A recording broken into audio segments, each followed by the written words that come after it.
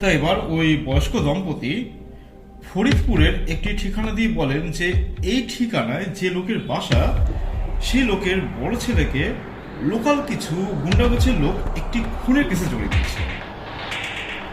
এবার উকিল সাহেব জিজ্ঞাসা করলেন, আপনি কি করে নিশ্চিত যে ছেলেটা খুনের সাথে জড়িত নয়? তখন ওই মহিলা প্রথমবারের মতন কথা বলে উঠলেন। তিনি বললেন, আমরা সব প্রমাণ, সাক্ষী, ঘটনার বিবরণ সব এনে দেবো, আপনাকে খালি কেসটা হ্যান্ডেল করতে হবে। এবং এরই সাথে আমরা এটাও নিশ্চিত করব যে কোনো কঠিন উকিল যেন ওদের হয়ে না লড়েন।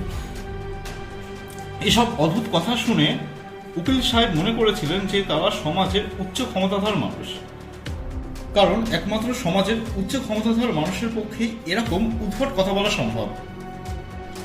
এরপর উকিল সাহেব বললেন, ক্ষমা করবেন, আমি আপনাদের কেস নিতে পারবো না, অন্য কোনো উকিলের সাথে কথা বলে দেখেন।